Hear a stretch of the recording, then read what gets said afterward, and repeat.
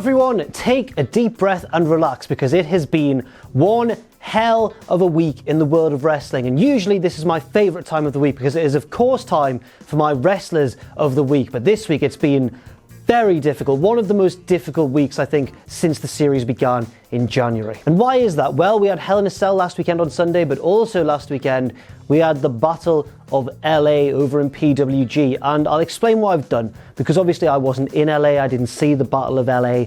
I couldn't even begin to fathom how much planning that would take for me in England, but at the same time, apparently tickets are very exclusive. It can be quite hard to get into that venue if your name isn't Dave Meltzer. So what I've done is I've gone on the internet, the old internet machine, and I've basically scoured it and read every single review I can find of PWG's 3-day weekend. So hopefully I've got a nice picture of who impressed and who didn't and who deserves to be on Wrestlers of the Week this week from that event. Don't worry, it's not all going to be PWG, guys. There's also some WWE, there's also some New Japan. It's the usual smattering, the usual smorgasbord of wrestling talent that you like to see every week here on Wrestlers of the Week. So please trust me, because I've really done my research with this one, so hopefully it'll be alright. Of course, the reason I've had to rely on reviews is because PWG doesn't go out on any sort of video service immediately. There's a big delay usually, sometimes of like months and months and months. So you'd have to order the DVD and wait for it. And by the time the DVDs arrived and were released and made and everything, it could well be 2019. So I've had to just do a bit of research, but it'll be fine. I'm not stressed, I promise. Can you tell? Is it that obvious? So with that out of the way, let's just get into the honourable mentions. I want to give a shout out to Pentagon and Phoenix, who've been wrestling all over the place this week. They were at Battle of LA. They were also on CMLL's big anniversary show and wrestled very well indeed. And also in Lucha Underground, Pentagon lost his title to a man I want to give another honourable mention to, Marty the Moth Martinez. Sneaky Marty, with the help of Chelsea Green, I believe, who made her debut in Lucha Underground. Exciting times over there in LU. I also want to give a shout out to the likes of some people who were at Bowler but didn't quite make it into the top 10. People like Ilya Dragunov, Timothy Thatcher, Flamita, and also the lads in the CMLL main event, which was a 4-way hair versus hair versus hair versus hair match involving Rush, Volador Jr., Matt Taven, and Barbaro Cavanario. And I watched that match and it was confusing AF. The rules made no sense to me. They were pinning each other, but the match wasn't over. They keep wrestling, and then no one would be eliminated. But then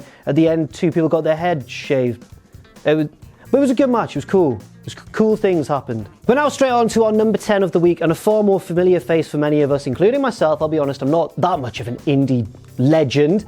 AJ Styles. AJ Styles was Mr. Consistency, as he so often is. I mean, that's the very point of the name Mr. Consistency, is that you're always of a similar level. And AJ Styles' level happens to be a very, very good one. He had a very good match against Samoa Joe at Hell in a Cell, which ended in controversial circumstances. And while I don't necessarily agree with the finish, I really enjoyed the match. I think that it was my second favourite match of the night, behind the big tag match between Seth Rollins, Dean Ambrose, Drew McIntyre and Dolph Ziggler, all of whom should also have been honourable mentions, I might add. But Styles and Joe really tore the hinges off the door, like Brock Lesnar did later on, but in a metaphorical sense. Not content with that, AJ Styles then went on to SmackDown on Tuesday night and had a really good match, a non-title match against Andrade Cien Almas, who I desperately hope is a future WWE champion, because boy howdy, those two enjoyed some sick chemistry, yo, and it was actually really, really good, and I just love Almas, and he's so pretty.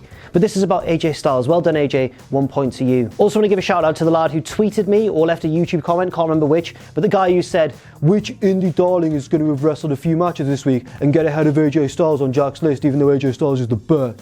I like AJ Styles and I agree he's one of the best in the world, but this week there was so much good wrestling, I just couldn't put him any higher. So that one's for you, mate. 1 point only, and that's your fault. It's not, but let's pretend it is. Number 9, someone who really impressed me on 205 Live. The Cruiserweight champion, of course, Cedric Alexander. There's not much to really elaborate on this point. I guess just Cedric had a really good match with Drew Gulak on 205 Live, and he retained his championship as well. And I feel a bit sorry for Gulak, because I feel as though he deserves to have held the belt at some point by this stage, because he's really, really good. But at the same time, he looks to be cycling out of the title picture right now to make room once again for Buddy Murphy in that Melbourne, Australia show. But Wednesday night was all about Cedric, who was really very, very impressive once again. And he's almost like the AJ Styles of the Cruiserweight division. He's very consistent, always puts on spectacular, hard-hitting matches. And if those reports about empty seats at 205 Live events are to be believed, that's really sad, because it is some of the best wrestling under WWE's big banner, big old tent. Next up, the first of the men at PWG's Battle of LA that I'm going to mention, and it's a familiar face on this top 10 series. It's Big Daddy Volta. Now, one of the strengths of the Battle of LA, and one of the reasons that it's one of the most renowned indie tournaments every year that it's put on, is the fact that the field is so very different. Yes, there's a lot of flippy indie guys, a few luchadors, that sort of thing, but also the tournament is never shy of booking a big bruising powerhouse, and this year, guess who the big bruising powerhouse was? Reports indicate that Volta was easily one of the most over guys in the whole tournament, and he didn't even get to the final. That's how over he is. He was the star of a big tag match, which really got rave reviews, apparently, at the end of night 1, and then he went on to, compete in the actual tournament on nights 2 and 3. He beat his own tag partner, Timothy Thatcher, in what was meant to be the stiffest match of the weekend, lads, before going on to defeat Jonah Rock in the next round, and then falling at the final hurdle before the final match against Shingo Takagi. So well done, Walter, a man who wrestled a whole host of matches this week, and all of them were supposed to be very impressive indeed. Now moving on to a man who wrestled one match of note, a big singles match, but what a singles match it was, and that man is Tomohiro Ishii. Once again, Sam's going to be delighted to see his boy Tomohiro Ishii on the list, but he's actually off today, so Richard Tubman's editing this one. Richard, if you just want to give an indication of how you feel about Tomohiro Ishii, maybe just like 2 or 3 words? Cheers, Richard. He had a title match against Kenny Omega for Omega's IWGP Heavyweight Championship. Of course, the winner of this would carry the belt into the main event of Wrestle Kingdom on January 4th. So it's a big, big deal. It was a high-stakes match, and it was a really good one. There's just one issue, is that Omega and Ishii always have wonderful matches, and this one had a little bit too much to live up to. So while any other year it would probably be a match of the year contender, this year there's been so many match of the year contenders, some competed by the same 2 men in this match, they kind of will get swept under the rug a little bit. That doesn't mean that the match wasn't fantastic though. Ishii is always a boss, and I just want to say that I think and I hope that at some point in the next couple of years, Ishii does get his shot at a run with the IWGP Heavyweight Championship belt, because if anyone in New Japan deserves it, it is the Stone Pitbull. Next up, maybe the man with the brightest future out of anyone in professional wrestling today, Pete Dunne. Dunne had an insane main event match on NXT this week against Ricochet. The fact that NXT is so good that some of its best matches aren't even on takeover shows, they're just on the weekly episodic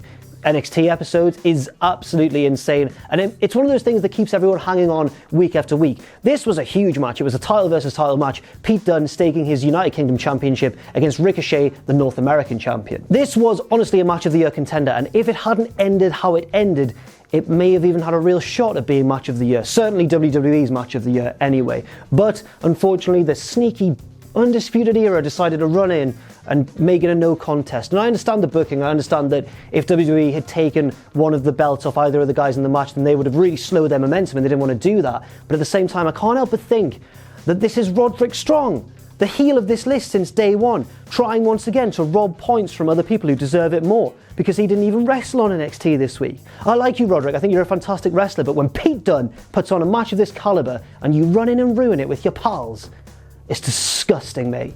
It's disgusting. Next up, a legend of Dragon Gate and a man who got to the final of this year's Battle of LA and did really well in the process, Shingo Takagi. Now, honestly, I'm not too familiar with Dragon Gate, and I don't know that much about Shingo. I know that he's held their top title a number of times over the years. I know that he's very well respected indeed, but I didn't know much about his personality, so I had a little look on his Twitter. What a fun-loving lad he is. There he is at the beach with Volta and Dragunov and all the lads. Just having the best time. He's on the left there. Look at his smiley face. But to be honest, I didn't really know how to place Takagi on this list, because by all accounts, every single review I read said that the final was a really good match. It's always a triple threat in Bola, and he was one of the 3 men in the final. But once he was eliminated, that's when the match really picked up. So he lasted about 8 or 9 minutes, got himself eliminated, and then the other 2 lads really tore the house down. So I didn't really know what to do. So I just had a look at what Takagi did to get to the final, and it turns out that every single match in the build-up to the final was excellent. He was part of that marquee tag team main event on night 1. Then he went on to wrestle Ilya Dragunov, beat him. He wrestled Robbie Eagles, the Australian, beat him. Wrestled Volta, beat Volta, which is massive, particularly in PWG, where Volta's over as hell and a massive boss, and I think is still the current champion. Then obviously progressed to the final and lasted about 8 minutes in the final. So that bit aside, it looks like Takagi had a really impressive weekend. Next up, the man who won this year's Battle of LA. You might have expected him to top this list, and he hasn't, for reasons that I will outline in a second, but it's the man himself. You may know him as Matanza Cueto from Lucha Underground, but outside of Lucha Underground, he's known as Jeff Cobb. So Jeff Cobb obviously won the final, which was meant to be a fantastic match, especially once Takagi got eliminated. But in his run up to the final, Cobb enjoyed probably the easiest path of all three men, which is why I haven't exactly put him right at the top, even though he had the prestige and the honour of actually winning the tournament. I have Cobb's run to the final here. So we've got, he beat Darby Allin in his first match, and that was great. I've actually seen a gif of him just flinging Darby Allin in the air, and Darby Allin does 2 flips and lands on his back, and it's just like, this man is a freak of nature. He's so strong. Then he defeated Ray Horus in a match that was about 10 minutes and was okay. Then he defeated Trevor Lee in a comically short match, which I think was 18 seconds. So that was sort of the big heel getting their comeuppance by a man who's much bigger and stronger than them. Everyone loves that, but it doesn't make for a great match, just a great spectacle, I guess. Then went to the final, in which he performed very, very well. So well done, Jeff Cobb. He's won the title. Look how exhausted he is as well. What a big effort from the big lad. Well done, mate. This is actually his first appearance on Wrestlers of the Week, and I'm so embarrassed because I really love Jeff Cobb, and I'm sad I couldn't have fit him in previously. But he's on the list now, he's on the board, and he's picking up some points along the way. Next up, a man I've already mentioned on this list because he was Tomohiro Ishii's opponent over in New Japan, the reigning and defending, and yes, he actually defends his title, not like Brock Lesnar. It's the IWGP Heavyweight Champion, Kenny Omega. Now, I watched this match, and Omega was just typical Omega in this match, and of course, as we all know, typical Omega means maybe the best wrestler in the world, Kenny Omega, delivering performance after performance. And as I mentioned before, in most other years, this would have been a bona fide match of the year contender. It just so happens that in 2018, we haven't just had loads of matches of similar quality, we've had quite a few Omega versus Ishii matches of similar quality. But it was still a very important week for Omega because not only did he retain his championship, this result means that he's probably going to carry it into the main event of Wrestle Kingdom next year, which is definitely where he belongs, as one of the best in the world, doing what he does on the grandest stage imaginable. Not including WrestleMania, but on the grandest pure wrestling stage imaginable. Next up, the other half of that NXT main event this week, Ricochet. Now, you may notice that I've put Ricochet quite a few places higher than Pete Dunne, and I just want to clarify immediately, that doesn't necessarily mean that I was much less impressed by Pete Dunne's performance. It just means that I was blown away by Ricochet's performance in this match. Now, don't get me wrong, Pete Dunne's performance was very, very impressive, and he fully deserves all the applause he's getting and all the praise he's getting for that match, but Ricochet was just...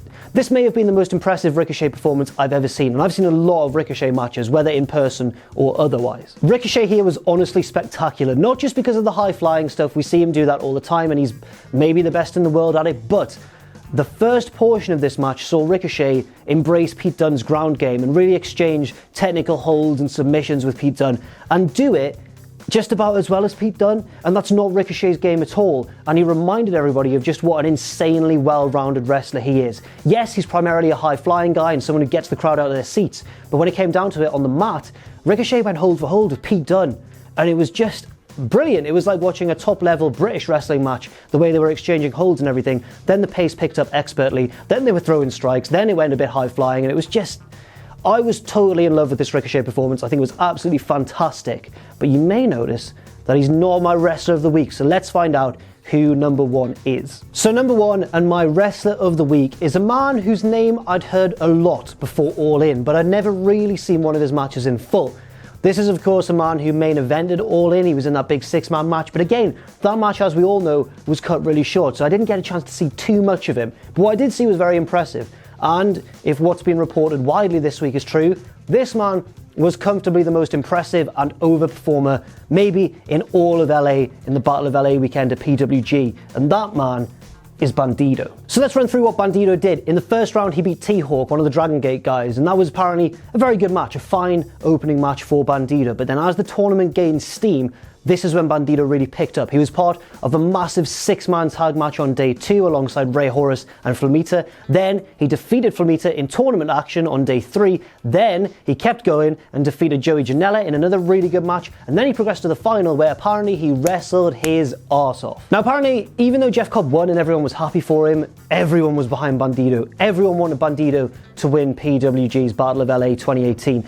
Not just because he's incredible in the ring and one of the best high flyers in the world immediately since bursting onto the scene, but also because he just seems like a really good guy. Like, apparently his father was there. He flew his dad out to LA to see him wrestle, and his dad has no idea that his son is such a star in the United States now, or an emerging star. He'd only seen him wrestle in like his hometown or whatever, and he flew his dad to California. His dad saw him, and then once he lost the final, we had one of those touching moments in wrestling that's so emotional and so powerful because it's real. He lost the match against Jeff Cobb. He lost the chance to win the trophy, and his dad got in the ring, and they shared an embrace as if to say, yeah, you've lost, but I'm really proud of you. And that's one of those moments in wrestling that just transcends the action itself. It's just a big emotional moment featuring, you know, an emerging star and his family members saying, I'm proud of you. And that's one of those moments that's really special. But of course, we do have to take into account the action on Wrestlers of the Week. Of course we do. And by all accounts, from everything I've read, Bandito was the blowaway star of this year's Battle of LA. So it's with great pleasure that I welcome him not only to the list of men who've become Wrestler of the Week,